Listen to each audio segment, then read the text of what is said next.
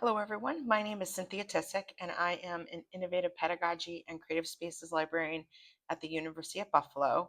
And I wanted to share with you a project we've been working on in a state in Nigeria to help them scale digital literacy using the platform Kolibri. So, the University of Buffalo Libraries has collaborated with two institutions. The first is the entire state of Enugu through the Ministry of Education, and the other is through small group of schools, four schools, called the Straight Gate Schools in Lagos. And we were asked to provide digital literacy staff training, curriculum development, and to also start to build an offline digital library of resources to support both school systems K through 12 education. The challenge is actually delivering digital literacy without the digital. The Nigerian government has an actual digital literacy framework mandate that is listed here, but unfortunately 56% of the population has some sort of deficiency in digital literacy. Some of the issues trying to scale digital literacy is older technology infrastructure, rural locations that have no access to the internet, not even Starlink, not even cell phone towers.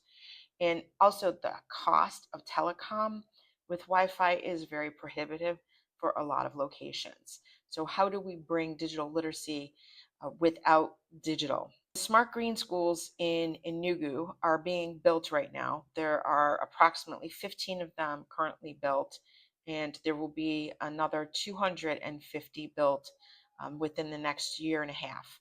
And they're located in Enugu, which is around the middle of the lower part of Nigeria.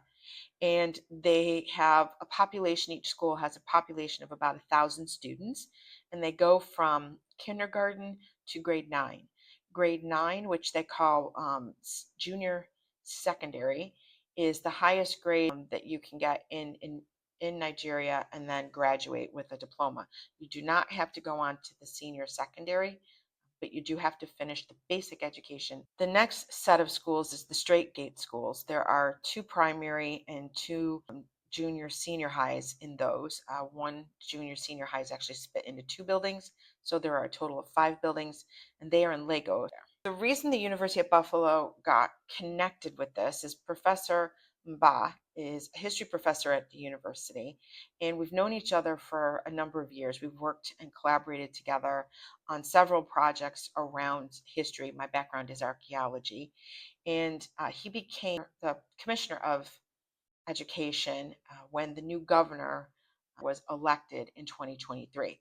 So the governor has a really bold vision for education, and he's devoted 33% of the entire state budget to realizing this vision.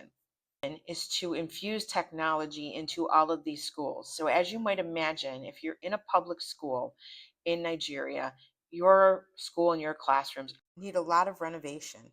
And so he is building brand new schools called smart green schools. And they have solar power, they have a large playing field, but they also have some of what you see here. They have virtual reality, they have robotics, they have mechatronics, which is like building computers. They have a number of different science labs. They have a full 40-seat computer lab and a full 40-seat library that have access through Starlink. And all students and all teachers have Android tablets. So the plan was to create this offline library just in case things like Starlink did not work. And also because access to some information is expensive. And so I've been working with Kolibri for a number of years. I use Kolibri, the offline platform, in Tanzania and Uganda. I would bring them on laptops to various NGOs, and they would use them right on the laptop. So it allows you to create an offline and an online digital library because they have the Starlink. So what they do is they have a Google Sites. Here in Enugu, they have a Google Sites for every school, and the librarian can load up any online resources that are relevant, low cost, or free. We trained the teachers on various education technologies. That was part of the plan, was to train them on ed tech and to include the digital library as part of the training. So we provided a professional development curriculum around digital literacy that mapped to the Nigerian framework. So more than 40 school media librarians were trained in Enugu last year. 20 of them actually completed the program. They were given 3 days of full in-person, and here I am giving in-person. And then it followed by 3 weeks of online asynchronous, learning to use Google Sites and how to build lessons, lesson plans, how to do library instruction, because many had not done library instruction before, and then how to use tools like quizzes, which is now Wayground, in PowerPoint.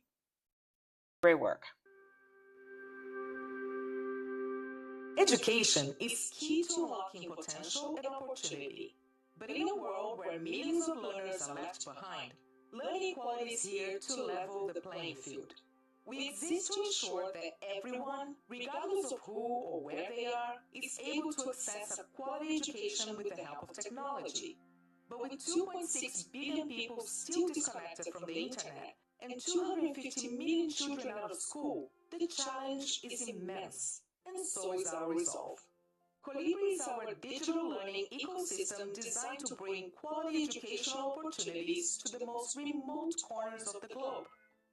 It is intentionally built with offline capabilities for use in areas with limited or no access to the internet.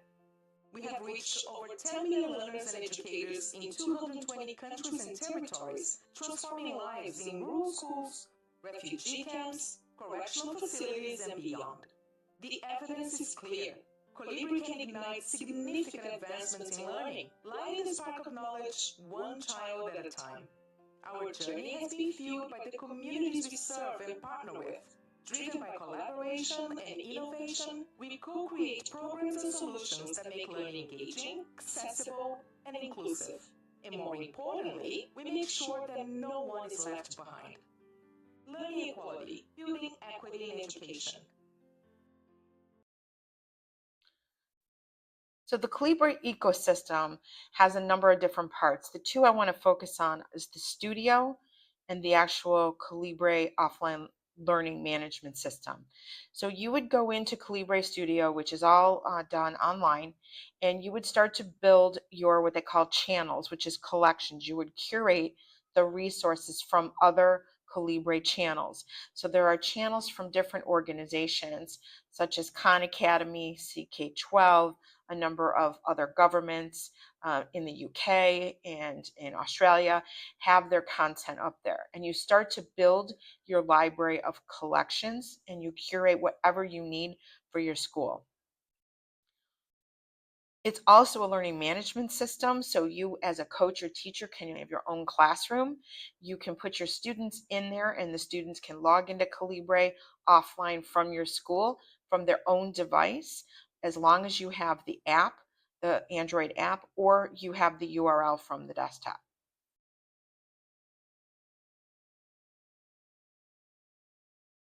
And this is a login you see when you're using the browser. When a student logs in, they get to see any of the resources that the teacher has assigned to them. And the beauty of it is they can take their device as long as they have the app, or as I said, if it was a laptop, they have the URL, the IP address, and they can work on the material offline. They can go home without needing the Wi-Fi, and they can do the exercises, they can do the readings, watch the videos, and then the teacher gets a report the next day when the device is synced up. So the timeline for our project last year was in January, we started planning the scope of the work.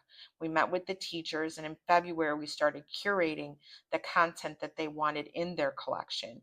We had to try and do a curricular match as best that we could. So in Kolibri Studio, with my strong Wi-Fi in the US, I built a channel of all the resources that they wanted. And then in May, I went to Enugu and I trained the school librarians. And in June, we actually launched the library for the teachers. So the curating. You can organize your own studio by creating your own folders and collections. So again, I did a curricular map here based on what the teachers wanted for organizing their class and their materials. So as you can see on the far right, these are the different subjects. And then I went into the other Kolibri channels that are up there. There's about 175 of them, such as, like I said, Khan Academy. And I pulled the materials and then put them in the particular folders that they wanted in our channel. So in this video, what I'm doing is I'm importing and I'm looking for local languages. There are a number of resources such as African Storybook that allow you to pull local resources and local languages. And we review it and we import it, and then it is in our channel. Now, once you create these folders and you have these items, you can actually start to organize them and edit the details. So in this case, I'm putting additional information in the title to tell the teacher where exactly I pulled this information from. I'm adding some other grade levels. And then also, as you can see, there's different categories. Although they are limited, I've been starting to use the tagging feature. And then the actual installation of Kolibri, you need a local area network. So you need a LAN that everything in that range is connected to, the students' devices, the computers in the classroom. So the actual device that holds a Kolibri acts as the server, and everybody connects to it. So a student comes up on their device, they set the Wi-Fi to the LAN, they come up to the device, they go to the IP address or use the app and log in, and then they're told exactly what it is they're supposed to be reading or doing. It gets downloaded to their device as long as they have enough memory, and then they go home and they do whatever it is the teacher has assigned them. So these are the wonderful librarians of Enugu that went through the training. And then here are some of the teachers that are actually being trained by me on how to log in from one of their libraries. And last is one of the librarians, the new Smart School librarians, Jude, who is really working very hard to make Kolibri and digital literacy work for his school. So the results of year one have been really amazing. The librarians are having 9 sessions a week, so pretty much every grade is getting a library lesson every week. And this is anecdotal, can't prove anything right now, but I'm being told that there is a 5% increase in student literacy from the previous year. And I'm kind of hopeful that our offline digital library has helped that. That is our digital library database, and it is connected to the server. These are server here, various subjects. So that's about Kolibri. Okay, so that was Jude showing the students how to use Kolibri. This is a computer science teacher that is actually using Blocky, which is one of the resources in Kolibri. She's using it offline to teach the students to code, and she is speaking in Igbo, her own local language. Anyị ga-abanye na nke a. Ihe a na-akpọ bed n'olu Igbo bụ gịnị? Nnụnụ. Bụ gịnị? So you click banye na nnụnụ. Asị gị gbanwee akụkụ isiokwu iji mee ka nnụnụ nweta. There have been competitions. Nigeria is very big on competitions for adults and children.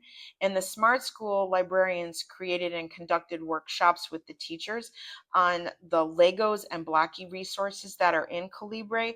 And as a result, a number of the junior secondary school students were able to attend the Whiz Kids competition organized by the Nigerian Computer Science Society. Now onto the Legos project. This was a smaller one. So we installed Kolibri servers on 5 devices because they have 5 separate buildings. We migrated the Kolibri channels to the Kolibri servers on jump drives. That's the other thing.